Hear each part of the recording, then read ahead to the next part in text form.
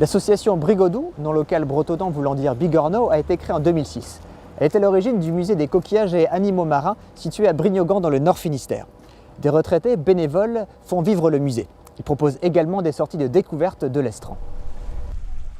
À marée basse, lors de gros coefficients de marée, c'est le moment idéal pour partir à la découverte des algues.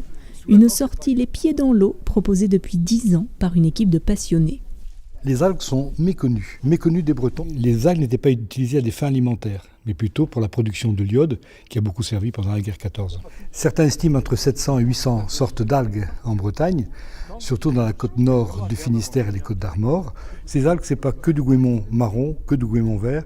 Il y a beaucoup de variétés et c'est amusant de les voir et de les reconnaître. Quelles sont les algues qui vont être bonnes pour tout à l'heure l'utilisation alimentaire, pour notre cuisine personnelle chez nous? Quelles sont les algues que l'on peut goûter sur place pour voir leur texture, leur saveur différente? Comment les reconnaître? C'est le premier temps, comment reconnaître les algues? Ce n'est pas forcément une connaissance scientifique, mais une connaissance des visus. En voyant les algues, celle-là est bonne, celle-là j'ai envie de la prendre. Les animateurs s'attachent ensuite à expliquer comment sécher les algues, les conserver et même les cuisiner. Hubert, le cuisinier de la bande, a édité un livre de recettes. J'étais dans la marine, j'ai beaucoup voyagé. Je suis gourmand, je me suis intéressé à tout ce qui était cuisine partout où je passais. Et puis là, tout d'un coup, il y a eu l'histoire des algues. J'ai été entraîné par Bernard et Philippe. Et puis naturellement, je suis arrivé sur la cuisine parce qu'il fallait goûter, il fallait essayer. Comme j'étais curieux, j'ai des bouquins de cuisine, j'en ai vu plusieurs, très jolis, très beaux, très bien faits. Moi, je ne suis pas cuisinier, le but, c'était pas ça. C'était de faire partager aux gens un maximum de recettes. Facile à faire et sans nom compliqué. Et on l'a testé. Vous demandez à mon épouse, elle est contente.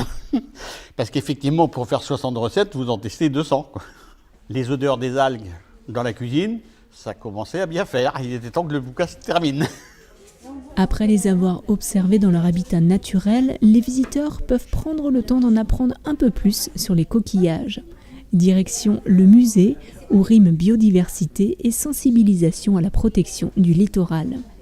Lorsque je suis revenue vivre ici, je demandais aux gens quel est cet animal, quel est cet autre animal, et à chaque fois la réponse était « on ne sait pas, ça ne se mange pas ».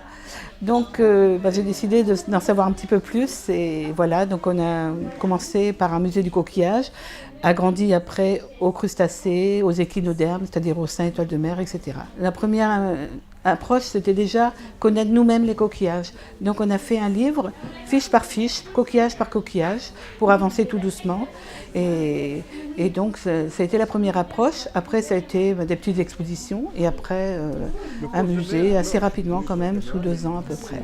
Ça a une forme un petit peu de fougère. L'association Brigodou espère mener à bien de nouveaux projets, comme d'autres sorties à thème sur l'estran, avec bien sûr le concours de bénévoles.